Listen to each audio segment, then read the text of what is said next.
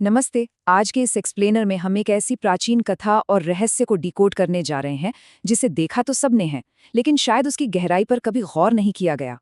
ये कहानी है एक ऐसी अटूट प्रतीक्षा और भक्ति की जो पूरे ब्रह्मांड में एक मिसाल बन गई। जी हाँ, बात हो रही है नंदीश्वर की, वो अस्तित्व जो हमेशा महादेव के साथ जुड़ा रहता है। आज हम उस उद्गम की कथा को जानेंगे जो बताती है कि आखिर कैसे एक बालक साक्षात शिव का सबसे प्रिय गण बन गया।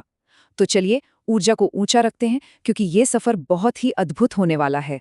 चलिए इसमें गहराई से गोता लगाते हैं और उन बुनियादी सवालों से शुरुआत करते हैं जो आज की हमारी मंदिर परंपराओं को उस प्राचीन पौराणिक कथा से जोड़ते हैं।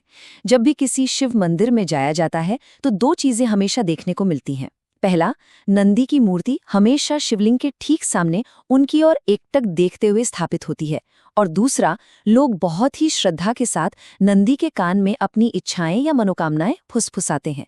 आखिर ऐसा क्यों है? इसके पीछे का असली विज्ञान या असली वरदान क्या है? इसका जवाब एक बहुत ही असाधारण जन्म और उससे भी बड़े संकल्प की कहानी में छिपा है। कहानी की शुरुआत होती है एक चमत्कारिक सांसारिक जन्म से। मूल स्रोतों के अनुसार ये सब शुरू हुआ शिलाद ऋषि से। शिलाद ऋषि एक ऐसी संतान की कामना कर रहे थे जिस पर साक्षात भगवान शिव की छाया हो। इसके लिए उन्होंने घोर तपस्या की। उनकी इस असीम भक्ति से प्रसन्न होकर महादेव ने उन्हें वरदान दिया।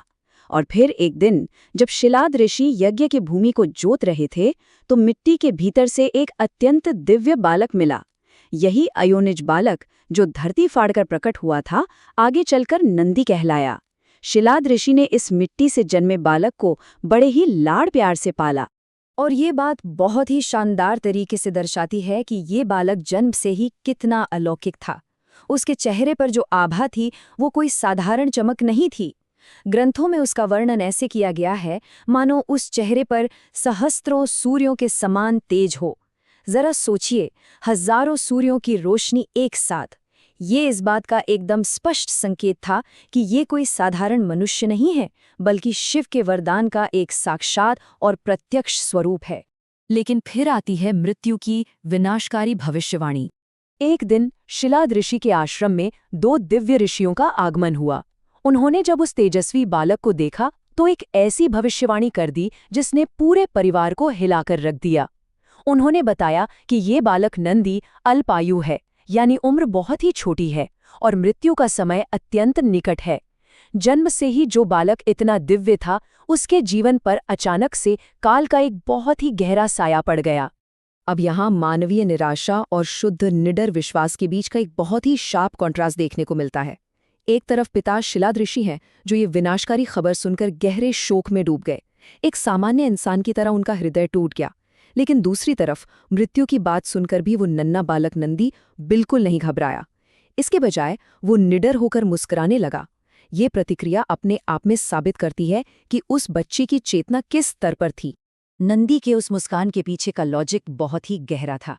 उस बालक ने अपने पिता से कहा कि जिसने ये जीवन दिया है वही रक्षा भी करेगा। नंदी ने इतनी कम उम्र में ही यह समझ लिया था कि महादेव ही काल के काल हैं, यानी महाकाल हैं, वो परम शक्ति जो समय को भी कंट्रोल करती है। नंदी ने बिना किसी डर के अपने जीवन की पूरी डोर महादेव के हाथों में सौंप दी। यह आत्मसमर्पण का बिल्कुल शुद्ध रूप था। और यहाँ से शुरू होती है घोर तपस्या और परम भक्ति। मृत्यु के उस भय को हराने के लिए नंदी ने जो रास्ता चुना वो अकल्पनीय था। नंदी ने अपनी तपस्या को अत्यंत कठोर बना दिया।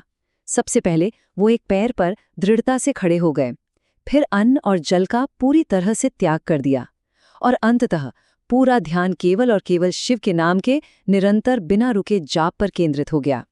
ये सिर्फ एक प्रार्थना नहीं थी, ये अपने अस्तित्व को शिव की ऊर्जा के साथ एक कर देने की परम साधना थी।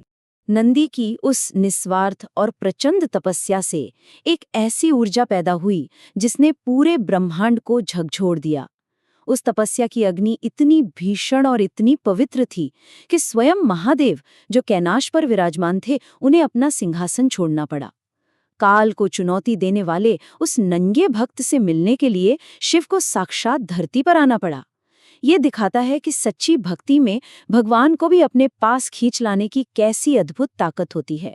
जब महादेव प्रकट हुए तो उन्होंने नंदी से वरदान मांगने को कहा, और यहीं पर नंदी की महानता सबसे ज्यादा चमकती है। नंदी ने कोई स्वर्ग नहीं मांगा, कोई अमृत या राजपाट नहीं मांगा, सिर्फ एक ही हट की गई अनुरोध था। हे प्रभु, बस हर क्षण आपके सानिध्य में रहना है। आंखें खुलें तो आप सामने हो, और आंखें बंद हों तो आप हृदय में हो। ये एक ऐसा निस्वार्थ अनुरोध था जिसमें भक्त को भगवान के अलावा और कुछ चाहिए ही नहीं था। परिणाम स्वरूप मिले अमर दिव्य वरदान। नंदी की इस असीम भक्ति ने महादेव के हृदय को पिघला दिया। महादेव ने नंदी को केवल एक वरदान नहीं दिया, बल्कि ब्रह्मांड का सबसे बड़ा सम्मान दिया। शिव ने उस बालक को, जो अल्पायु था, हमेशा के लिए अमर बना दिया। उसे बैल का मुख प्रदान किया और अपना सबसे प्रिय गण, सखा और वाहन स्वीकार किया।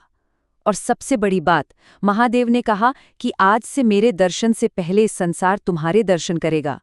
यानी नंदी को महादेव से भी पहले पूजे जाने का, प्रथम दर्शन का अधिकार मिल गया। अब आते हैं आज के सबसे अहम पॉइंट पर, मंदिरों के रहस्य का खुलासा। इस पौराणिक पृष्ठभूमि को समझने के बाद अब उन सवालों पर वापस आते हैं जिनसे हमने शुरुआत की थी। यहाँ सबसे महत्वपूर्ण बात यह है कि महादेव ने नंदी को एक बहुत ही विशेष वरदान दिया था। शिव ने कहा कि जो भी भक्त अपनी मनोकामना तुम्हारे कान में कहेगा, वो प्रार्थना सीधे मुझ तक पहुंचेगी। और यही वो विशिष्ट वरदान है जिसने उस अमर परंपरा की नींव रखी। जब भक्त मंदिर जाते हैं और नंदी के कान में फुसफुसाते हैं, तो वास्तव में शिव के उसी प्राचीन वरदान को एक्टिवेट किया जा रहा होता है। नंदी भक्तों और महादेव के बीच के सबसे डायरेक्ट संदेशवाहक हैं। और दूसरा सवाल कि नंदी हमेशा शिव की ओर क्यों देखते हैं? नंदी का मांगा हुआ वो अद्भुत वरदान याद कीजिए, आंखें खुलें तो आप सामने हों। इस असीम प्रेम और उस वरदान के कारण ही नंदी को शिव के ठीक सामने स्थापित किया जाता है।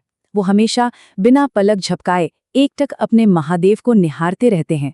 उनकी ये अनंत दृष्टि उसी प्राचीन प्रतीक्षा और उस सानिध्य की इच्छा का प्रतीक है जिसे स्वयं शिव ने पूरा किया था।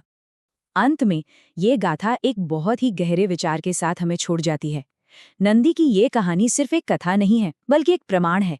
ये सोचने पर मजबूर करती है कि क्या सच्ची, अटूट और निस्वार्थ भक्ति में वाकई इतनी शक्ति है कि वो समय, नियति और यहाँ तक कि मृत्यु जैसी परम सीमाओं को भी पराजित कर सकती है। नंदी का जीवन स्पष्ट रूप से इसका उत्तर हाँ में देता है। इस समर्पण ने उन्हें मृत्यु के मुख से निकालकर ब्रह्मांड के सबसे बड़े देव के सबसे करीब ला खड़ा किया। अगली बार जब भी किसी मंदिर में नंदी के दर्शन हो, तो उस असीम भक्ति को जरूर याद कीजिएगा। आज के इस एक्सप्लेनर में जुड़ने के लिए बहुत बहुत धन्यवाद। सीखते रहिए और अपनी जिज्ञासा को हमेशा जीवित रखिए।